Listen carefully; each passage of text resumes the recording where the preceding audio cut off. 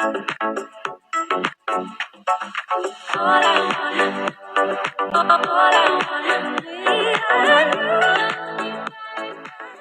वालेकुम viewers, welcome back to my channel. कैसे हैं आप सब लोग? उम्मीद करती हूँ कि सब लोग खैरियत से होंगे और अल्लाह का शुक्र है मैं भी बिल्कुल ठीक हूँ, बहुत ही मज़े में हूँ। और इस टाइम मैं सुबह का व्लॉग आपके साथ शेयर कर रही हूँ। तो सुबह का यहाँ पर तकरीबन अभी टाइम हो रहा है 8:30 हो रहे हैं और मैं अपने लिए यहाँ पर बना रही हूँ ऑमलेट। और इसके लिए ना मैंने प्याज, टमाटर, हरी मिर्चें, थोड़ा-सा हरा धनिया बिल्कुल बारीक-बारीक सा कट कर लिया है और अंडे के अंदर मैंने नमक मिर्च ऐड किया है। और इसी के साथ इसके अंदर मैं शामिल कर दूँगी यहाँ पर जो मैंने टमाटर, प्याज, हरी मिर्चें और बारीक-बारीक सा धनिया कटिंग किया है, ये सब चीज़ें मैं बीच में ऐड कर दूँगी।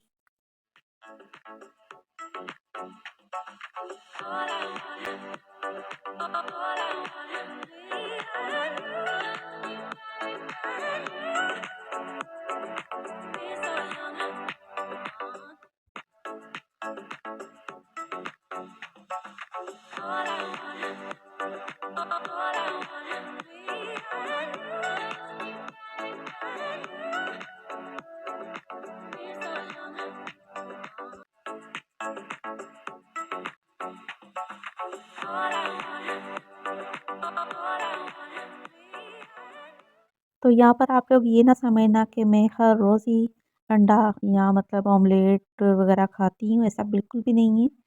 मैं ज़्यादातर ये वाला नाश्ता नहीं करती।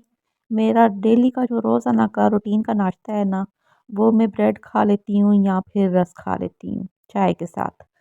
तो ये जो मेरा नाश्ता है ये बहुत कम होता है और कभी-कभार होता है। क्योंकि मेरा बीपी का इश्यू है और बहुत जल्दी मेरा बीपी शूट हो जाता है, तो इसलिए ना मैं अंडा बहुत कम खाती हूँ। और डॉक्टर ने वैसे भी सख्ती से मुझे मना किया हुआ है अंडा खाने से। तो मैं इसलिए कह रही हूँ यहाँ पर ना मेरे जो साथ डायलिसिस पेशेंट होते हैं ना वो लोग भी ये वीडियो देख रहे होंगे और वो लोग समझते होंगे कि मैं वहाँ जाती हूँ इसलिए मेरा ब्लड प्रेशर ज़्यादा हाई रहता है क्योंकि मैं अंडा खाती हूँ, तो ऐसा कुछ नहीं है। मैं बहुत कम ही ये नाश्ता करती हूँ और अक्सर जब मुझे भूख लगती है ना डायलिसिस रूम में मैं तो कभी कभार ना समोसा भी मंगवा कर खा लेती हूँ। क्योंकि बाइक की बर्थडे की जो मैंने गीगा मॉल वाली आप लोगों के साथ वीडियो शेयर की थी, तो उसके अंदर मैंने बताया था कि मैंने वहाँ पर लस्सी भी पी थी और पेप्सी भी पी है। तो उस बात पर ना हमारे डायलिसिस रूम में मेरा यानी काफ़ी मज़ाक उड़ाया गया था कि मैंने यानी कि बहुत दिल खोल कर उस दिन लस्सी भी पी और कोल्ड ड्रिंक भी पी।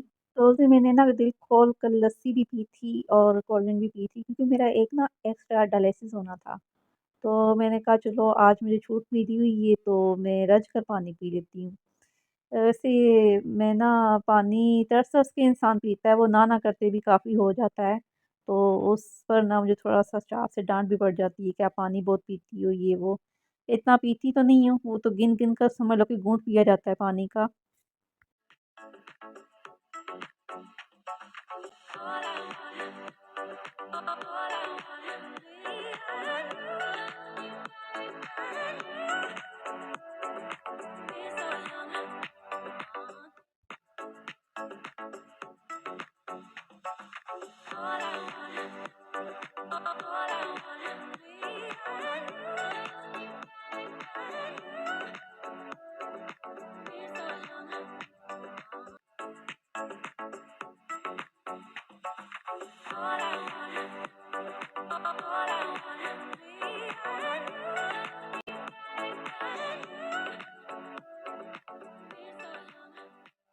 तो ख़ैर वजिया के बारे में वैसे मज़ाक कर रही थी, हमारा आपस में मज़ाक चलता रहता है और वो भी मेरी बहुत फ़िक्र करती हैं, वो भी अक्सर मुझे समझाती हैं कि आसमा पानी इतना ना पिया करो, वक़्त के साथ-साथ ना पता नहीं चलता। तो जैसे-जैसे डायलिसिस होंगे, उम्र गुज़रती जाएगी तो फिर तकलीफ़ ज़्यादा इंसान की ओर बढ़ जाती है, तो कोशिश किया करो कि पानी ज़्यादा ना पिया करो। तो ख़ैर वजिया कंट्रोल तो बहुत करती हूँ पर नहीं हो पाता कंट्रोल, लेकिन इंशाल्लाह पूरी कोशिश किया करूँगी कि पानी बहुत कम से कम लूँ। क्योंकि हम सब पेशेंट ना एक-दूसरे का बहुत ज़्यादा ख़्याल भी रखते हैं। दूर लेटे होते हैं लेकिन आप यकीन जाने एक-दूसरे की तरफ बहुत ही ख़्याल होता है हमारा। क्योंकि अचानक ही तबीयत ख़राब हो जाती है और अल्लाह ताला बस सबको सेहत वाली ज़िंदगी दे और जल्दी से सबको ठीक कर दे पेशेंट को। और आप लोग भी दुआ किया करें कि अल्लाह ताला मेरे समेत सब बीमारों को शिफ़ा दे। आमीन सुम्मा आमीन।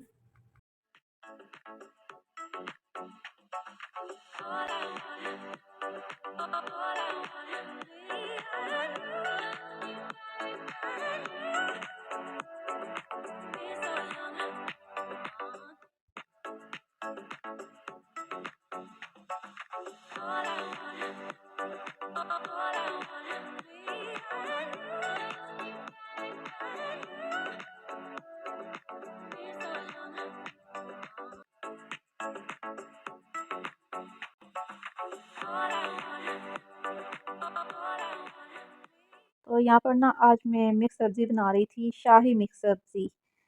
शाही क्या मतलब घर में कोई था नहीं और मुझे ना चिकन डालकर मिक्स सब्ज़ी बनानी थी। तो चिकन थी नहीं घर में, तो ये थोड़ी-सी पड़ी हुई थी, तो मैंने क्या किया, इसको बॉयल करके ना इसके छोटे-छोटे से रेशे-रेशे कर लिए। मैंने कहा चलो एक खाने के अंदर ना चिकन का एक टेस्ट हो जाएगा। और आजकल ना बड़ा दिल करता है मिक्स सब्ज़ियाँ खाने का, क्योंकि बहुत ही ज़बरदस्त आई हुई हैं सब्ज़ियाँ, मटर, गोभी और आलू। ख़ास तौर पे आलू तो बहुत मज़े के हैं, यूँ लगता है कि बस बंदा बॉयल करे और वैसे ही ना इसे खाना शुरू कर दे। यानी इतनी मज़े की सब्ज़ियाँ लगती हैं सर्दियों में, और ये सब्ज़ियाँ जब गर्मी आती है तो देखने का भी दिल नहीं करता। अजीब-सी मतलब सब्ज़ियाँ हो जाती हैं, ना उनका कलर रहता है और ना उनका कोई ज़ायक़ा रहता है, और सर्दियों में तो बेहद मज़े की होती हैं सब्ज़ियाँ।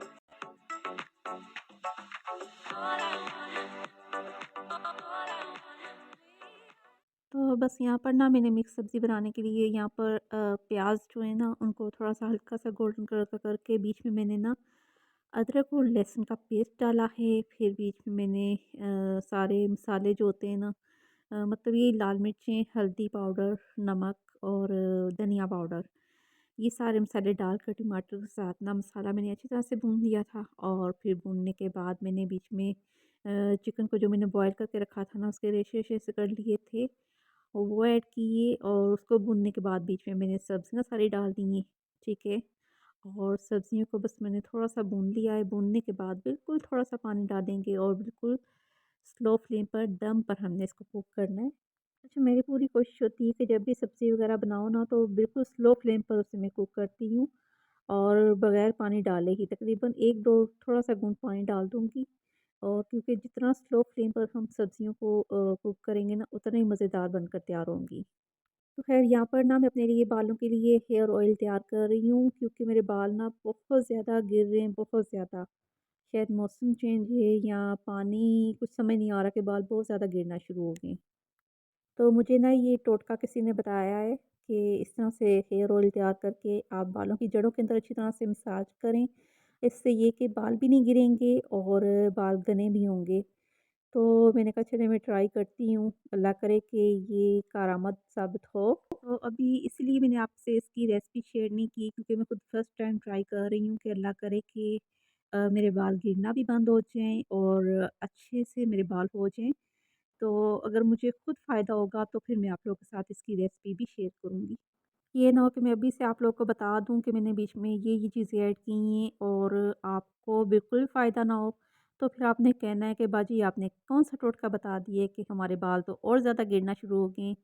तो इसीलिए सबसे पहले मैं खुद ट्राई करूँगी, अगर मेरे बाल इससे अच्छे हुए तो फिर इंशाल्लाह आप लोग के साथ भी ये रेसिपी ज़रूर शेयर करूँगी। अच्छा, वैसे मैं अपने बालों में बिल्कुल भी ऑयलिंग नहीं करती और बिल्कुल भी अपने बालों का ख़्याल नहीं रखती। ऑयल तो मैंने कभी लगाया ही नहीं था, मुझे इतना मतलब पसंद नहीं है ऑयल। सर पर ऐसे चिपचिपाहट सी होती है, मुझे नहीं पसंद बिल्कुल भी ऑयल। लेकिन अब ये मैंने अपने लिए बना तो लिया है, लेकिन ये मैं रात को लगाकर सोया करूँगी और सुबह उठकर मैं सर वॉश कर लिया करूँगी। अच्छा, पहले मेरे बाल ना बहुत ही घने होते थे। लंबे तो बहुत ज़्यादा नहीं थे, लेकिन घने बहुत ज़्यादा थे। क्योंकि हमारी मम्मा ने ना हम लोग के बालों की बहुत ज़्यादा केयर की। ये सिर्फ़ मेरी नहीं, हम तीनों बहनों के बाल ना बहुत ही घने होते थे। बाकी दोनों सिस्टर के तो लंबे बहुत ज़्यादा था। मेरे बहुत ज़्यादा लंबे नहीं थे बाल, लेकिन घने बहुत ज़्यादा थे। अच्छा, मम्मा हमारे बालों की ना बहुत केयर करती थीं। मतलब ये होता था कि हर वक़्त ऑयल में रहें, और मतलब ऑयल अच्छी तरह से मालिश करती थीं सर की, और फिर बहुत ज़्यादा केयर करती थीं। तो हम तीनों बहनों के बाल ना माशाल्लाह से बहुत ज़बरदस्त थे। अब तीनों बहनों में से सबसे ज़्यादा बाल मेरे ख़राब हो गए। शायद रिबॉन्डिंग की वज़ह से भी होता है, तो मैं यही आप लोग को मशवरा दूँगी कि रिबॉन्डिंग कभी ना करवाएँ। क्योंकि मैंने ना अपनी शादी पर रिबॉन्डिंग करवाई थी, तो रिबॉन्डिंग करवाने से ना बाल बहुत ज़्यादा गिरना शुरू हो गए थे। उससे पहले मेरे बाल इतने ज़्यादा गिरते नहीं थे। तो ये रिबॉन्डिंग की तो खुशी बड़ी होती है कि बाल बिल्कुल एकदम स्ट्रेट हो जाते हैं, लेकिन वो फिर जब केमिकल बालों पर असर दिखाते हैं ना, तो फिर बाद में बंदा पछताता है कि ये काश मैं ना ही करवाती। तो ये था कि मतलब क्यूने की करवाई थी, अच्छा ब्रांड था, लेकिन पता नहीं क्यों उसकी वज़ह से मेरे बाल बहुत ज़्यादा डैमेज हो गए थे और बाल काफ़ी गिरना शुरू हो गए थे।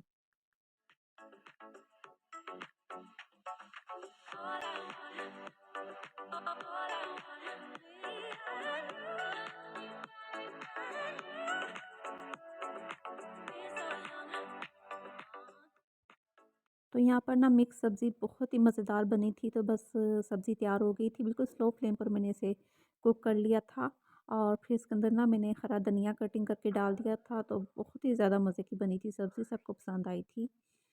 तो ये था जी मेरा छोटा-सा व्लॉग। उम्मीद करती हूँ इंशाल्लाह पहले की तरह आपको ये व्लॉग भी अच्छा लगेगा। अपना ख़्याल रखिएगा। अल्लाह हाफ़िज़।